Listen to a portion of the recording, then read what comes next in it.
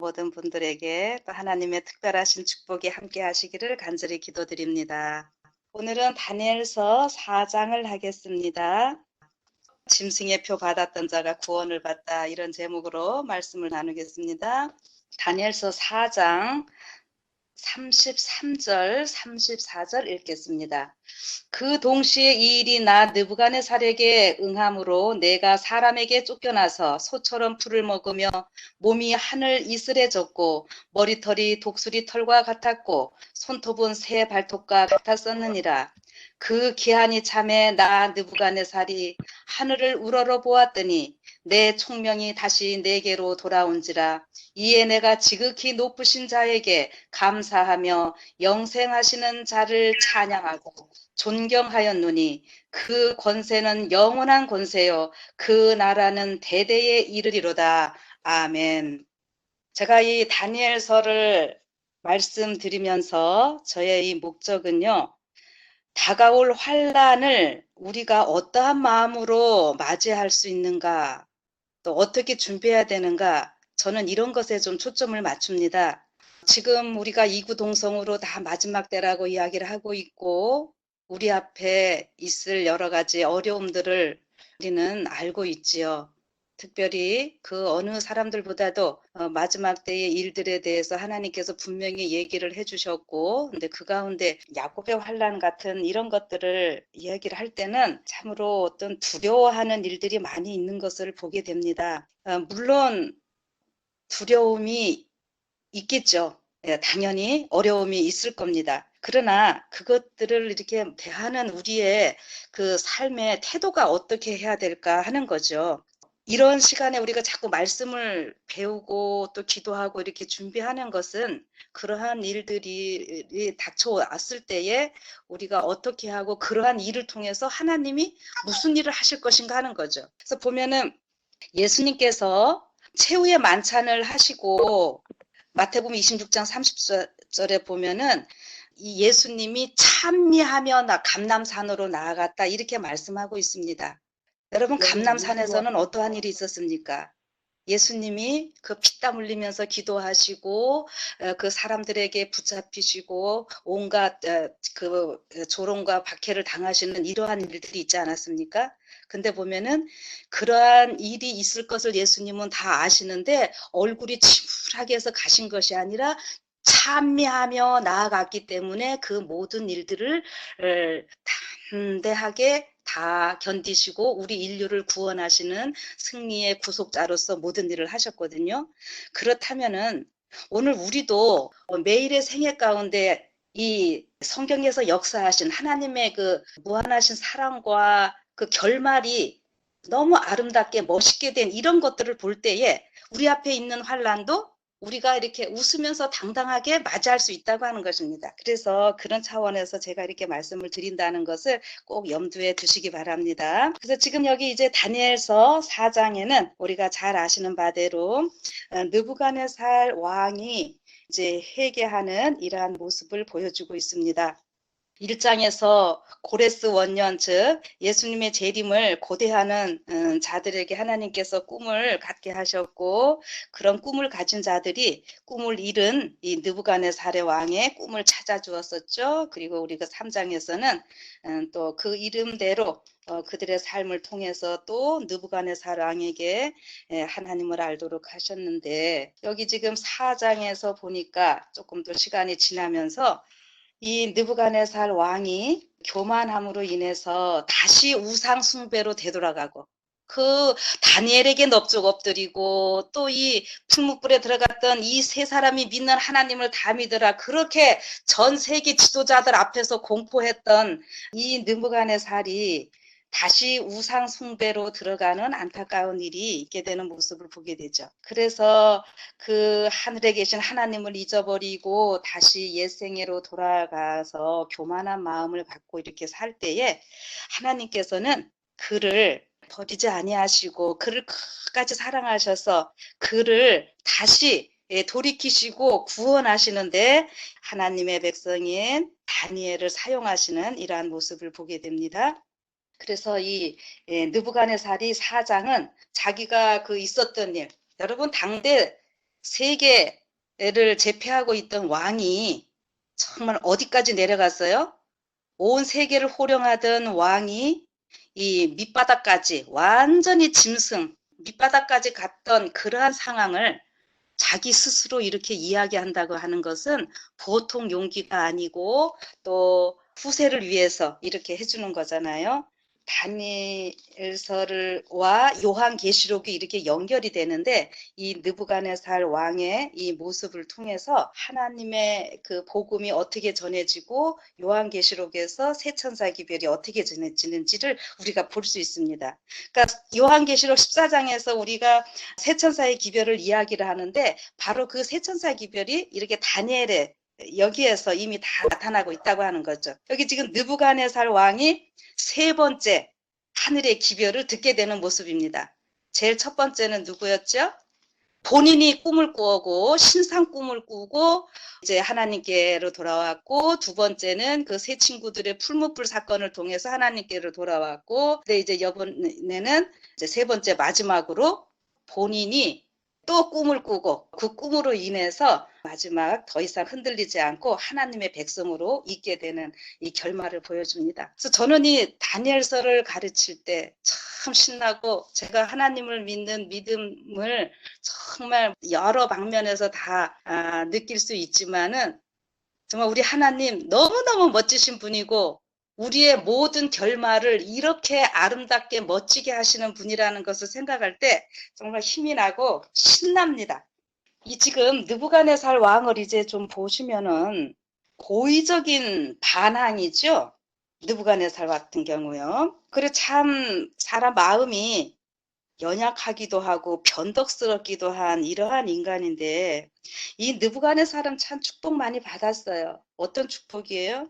당대 세계를 제패한 왕으로서 하나님의 능력을 그렇게 직접 보고 알게 된 복받은 왕이에요. 그런데 어떻게 해요? 우상 숭배로 다시 돌아간다. 이거 참 희한하죠. 근데 이 모든 것에는 뒤에서는 사단이 그렇게 하는 것이죠. 사단이 자꾸 미혹합니다. 이 느부갓네살 왕 같은 경우 그 바벨론의 왕으로서 사단은 자기의 대리자로 내세웠는데, 그 자기의 대리자가 하나님을 믿게 될 때 얼마나 사단은 속상했겠습니까? 그래서 그를 그냥 두지 않지요. 느부갓네살이 태평성대가 되었을 때에 또 이런 일들이 있게 되는 모습입니다. 다니엘서 4장 같은 경우는 잘 아시다시피 왕이 친히 이것을 기록했던 거예요. 그래서 느부갓네살 왕이 자기의 신앙 고백을 직접 이렇게 하는데, 큰 나무가 있었고 그 나무가 아주 커서 모든 것들을 다 깃들이게 하는 이러한 일들인데, 어느 날 그 나무가 다 잘리고 죠. 그런데 그루터기는 남겨놨다가 이제 다시 있게 되는 모습인데, 이 느부갓네살 왕의 꿈에 보였고, 그런데 이 꿈을 꾸고는 느부갓네살이 처음부터 다니엘을 부르지 않죠. 좀 전에 말씀드리기를 느부갓네살이 다시 우상숭배로 돌아갔다 이런 표현을 좀 썼었잖아요. 이 하나님을 떠나서 이 느부갓네살이 살기 때문에 그 6절에 보면은 박수들 이렇게 점장애들 다 부르는데 이 다니엘은 부르지 않습니다. 사람들을 불러서 이번에는 어떻게 합니까? 2장 사건일 때는 꿈을 모르니까 이제 그 박수들이 또 못할 수도 있었다 하겠지만은, 이번엔 어떻게 해요? 꿈을 이야기를 하면 그래도 이 사람들이 알겠지 하는 심정으로, 그리고 자기가 하나님을 이렇게 떠나 있기 때문에 다니엘은 아마 좀 부르기가 미안했었던 것 같아요. 그래서 첫 번에는 다니엘을 안 부릅니다. 그래서 이 박수들 다 그 점장이들 다 불러드렸는데 어떻게 한다고요? 그때는 꿈을 얘기해주면 우리가 해석을 알게 하겠나이다 하더니 이번에는 꿈을 얘기를 해줘도 해석을 못하는 이러한 상황이 되어버렸죠. 그래서 어떻게 합니까? 할 수 없이 이 느부갓네살이 다니엘을 부릅니다. 그래서 다니엘을 불러서 이제 다니엘을 통해서 그 해석을 듣게 되는 이러한 모습이죠. 자, 그런데 이러한 상황들을 보면은 여러분, 여기서 느부갓네살 왕이 다니엘을 분명히 그 인정하는 표현들이 여러 번 있죠. 내 속에는 거룩한 신들의 영이 내 안에 있다. 느부갓네살에 분명히 다니엘은 그런 사람이라는 거를 알고 있었으면서도 부르지 않았었어요, 처음에. 그리고는 이제 다니엘을 다시 불러놓고는 다 인정을 해주고 이렇게 합니다. 그래서 다니엘이 느부갓네살이 했던 말해주는 꿈을 듣고 이제 해석을 해줘야 되는데 참 이번에는 참 난처했지요. 이제 처음에는 느부갓네살 왕이 참 번민을 했었는데 이 꿈 이야기를 듣고 나서는 이제는 누가 또 번민을 합니까? 다니엘이 번민을 합니다. 근데 이 느부갓네살이 다니엘아 번민하지 마라. 솔직하게 다 얘기해라. 이렇게 할 때에 이제 다니엘이 그 모든 해석을 하나님께서 주신 그대로 다 말을 합니다. 왕의 보신 그 나무가 자라서 견고하여지고 그 고는 하늘에 닿았으니 땅끝에서도 보이겠고 그 잎사귀는 아름답고 그 열매는 많아서 만민의 식물이 될 만하고 들짐승은 그 아래 거하며 공중에 나는 새는 그 가지에 깃들이더라 하시오니 왕이여 이 나무는 곧 왕이시라. 그래서 이 나무가 바로 왕이었고 그럼 뭐 왕이었으면은 여기 나무가 베어지고 했던 이런 모든 것들은 왕이 뭔가 좋지 않게 된다고 하는 이러한 이야기들이잖아요. 그래서 이것들을 사실대로 쭉 이야기를 해주죠. 왕이여 돌이키시고 돌이키십시오 하면서 이 27절에 이렇게 이야기를 합니다. 그런즉 왕이여 나의 가난한 것을 받으시고 공의를 행함으로 죄를 속하고 가난한 자를 긍휼히 여김으로 죄악을 속하소서 그리하시면 왕의 평안함이 혹시 장구하리이다. 이렇게 간을 합니다. 그래서 이제 이 느부갓네살이 한순간은 이 또 꿈 해몽을 잘 듣고는 그가 또 겸손하게 살아가죠. 그런데 그게 얼마밖에 못 갔습니까? 여기 보니까 12달밖에, 1년밖에 못 갔어요. 그 12달이 지나고 나서 이제 그 자기가 궁전을 거닐면서 자기가 이루어 놓은 모든 것들을 보고 이거 다 내가 했어, 내가 했어. 자기를 막 높이는 이러한 모습들이 나오고 있죠. 그래서 그 하나님께서 그렇게 그 여러 가지로 보여주셨음에도 불구하고 이제 자기가 잘났다고 자기의 이 교만을 드러내면서 이 바벨론 도성을 걷고 있을 때에 하늘에서 소리가 들리면서 이제 느부갓네살이 가장 높은 왕좌에서 쫓겨나서 어디까지 내려갑니까? 땅 밑으로 내려가죠. 그래서 짐승같이 살고 있습니다. 짐승같이 사는 모습을 여기 뭐라고 했냐면은 31절부터 봅니다. 이 말이 오히려 나 왕의 입에 있을 때에 하늘에서 소리가 내려 가로되 느부갓네살 왕아 내게 말하노니 나라의 위가 내게서 떠났느니라. 내가 사람에게서 쫓겨나서 들짐승과 함께 거하며 소처럼 풀을 먹을 것이요 이와 같이 7대를 지내서 지극히 높으신 자가 인간 나라를 다스리시며 자기의 뜻대로 그것을 누구에게든지 주시는 줄을 알기까지 이르리라 하더니 여러분 몇 년 동안요? 여기 7대라고 나왔습니다. 7년을 말하는 것입니다. 짐승처럼 들짐승과 함께 거하면서 소처럼 풀을 먹는 그 동시에 이 일이 나 느부갓네살에게 응함으로 내가 사람에게 쫓겨나서 소처럼 풀을 먹으며 하늘 이슬해졌고 머리털이 독수리 털과 같았고 손톱은 새 발톱과 같았었느니라. 이게 무슨 모습입니까? 완전히 미친 거죠. 짐승의 모습으로 이렇게 간 모습을 여기는 자세히 이렇게 묘사를 해놓고 있습니다. 제가 아까 짐승의 표 받았던 자가 구원을 받다 이렇게 제목을 좀 정했다 그랬죠.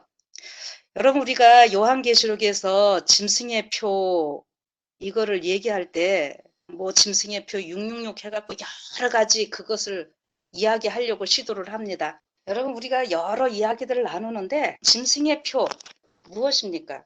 여기 지금 이 느부갓네살 왕이 하늘을 우러러보지 못하고 교만함 때문에 땅을 쳐다보니까 뭐처럼 되는 거예요?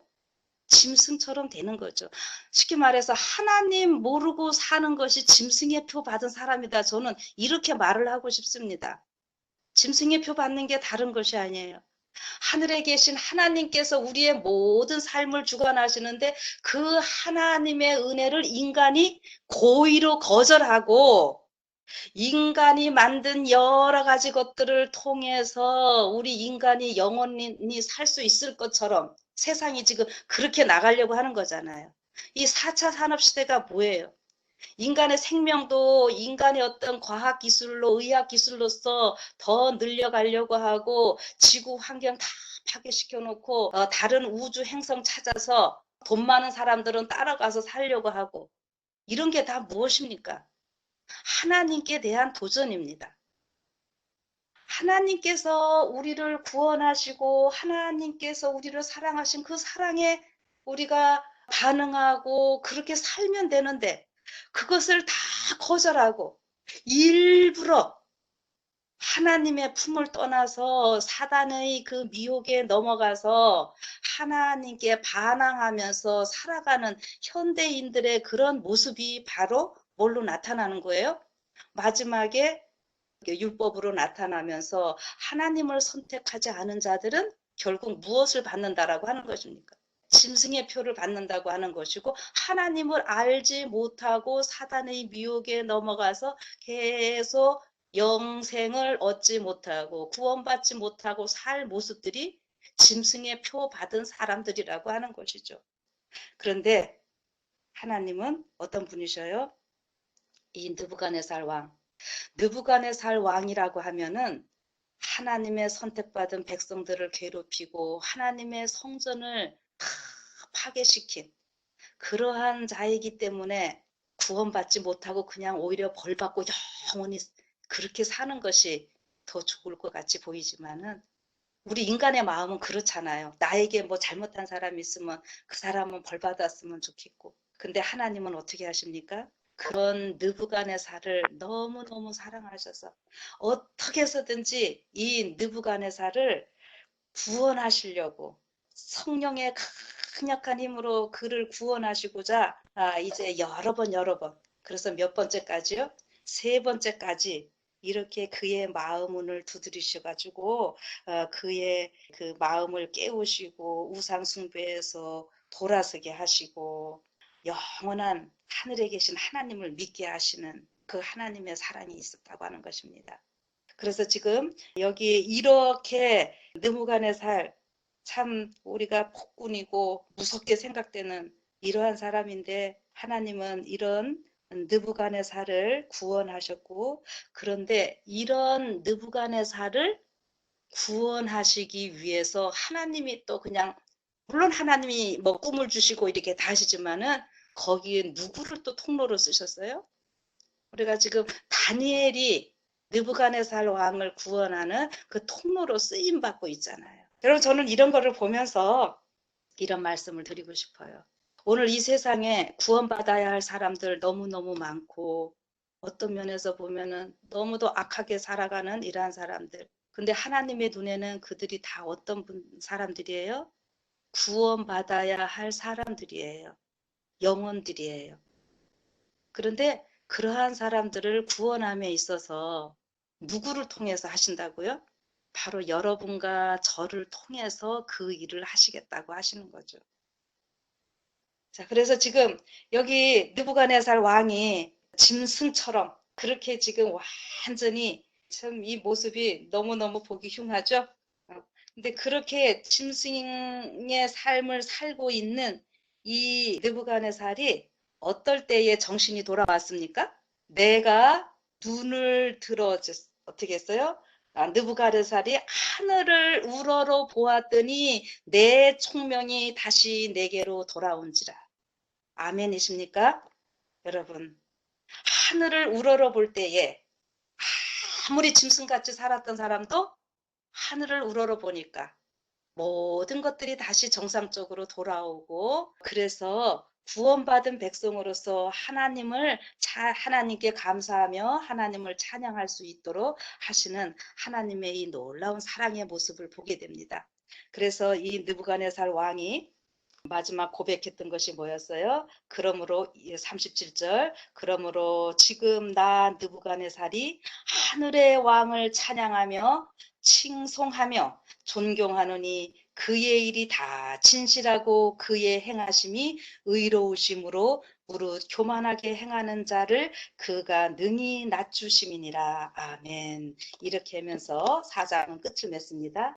한때 교만하던 군주는 겸손한 하나님의 자녀가 되었고 압제적이요 거만하던 통치자가 현명하고 자비심이 많은 왕이 되었다.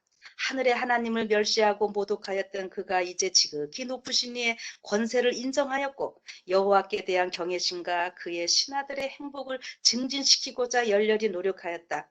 만왕의 왕이요 만주의 주신 하나님의 견책하에 느부갓네살은 마침내 모든 통치자들이 배울 필요가 있는 공과 그 참된 위대함은 참된 인자함에 있다는 공과를 배웠다. 그는 여호와를 살아계신 하나님으로 인정하면서 이렇게 말하였다. 나 느부갓네살이 하늘의 왕을 찬양하며 칭송하며 존경하느니 그의 일이 다 진실하고 그의 행하심이 의로우심으로 무릇 교만하게 행하는 자를 그가 능히 낮추심이니라. 세상에서 가장 큰 나라로 하여금 당신을 찬양할 수 있게 하신 하나님의 목적은 이제 성취되었다. 느부갓네살이 하나님의 은혜와 인자와 권위를 공중 앞에서 인정한 그의 공적인 성명은 성사에 기록된 그의 생애의 최후의 행위였다. 아멘. 여기 성사, sacred history, 거룩한 이 역사에 이제 더 이상 느부갓네살이 뭐 어떻게 잘못했다 이런 얘기가 없고 하나님의 백성으로서 살다가 간 아름다운 기록으로 끝을 맺고 있다고 하는 것입니다. 그렇다면 여러분 오늘 이 미국이라는 나라, 당대의 바벨론처럼 지금 세계를 참 통치하고 있는 이런 나라잖아요. 이런 나라에 여러분들을 두셨습니다. 여러분들을 다니엘로 부르셨고 지금 그 미국이라고 하는 나라의 수많은 사람을 우리 하나님께서는 구원하시고자 하실진데 여러분 우리가 영혼을 구원하는 일에 있어서 참 힘이 들고 그러지만은 안 된다라고 하는 이런 표현은 우리가 쓰시지 말기 바랍니다. 하나님께서는 어떻게 해서든지 하나님의 그 은혜를 사람들에게 있게 하셔서 여러분들을 통하여 구원하시고자 하시는 그러한 일들이 있고 그래서 여기 뭡니까? 세상에서 가장 큰 나라로 하여금 당신을 찬양할 수 있게 하신 하나님의 목적이 이제 성취되었는데 그 일이 이제 이 마지막 시대에 미국에서부터 다시 한번 있게 될 것이고 그것이 전 세계를 통해서 있게 될 것이고 여러분과 제가 각각 있는 곳에서 다니엘로서 부름받아서 우리에게 맡겨진 이 사명들을 잘 감당을 할 때 우리를 통해서 하나님께서는 이렇게 엄청난 일들을 이루신다고 하는 것입니다.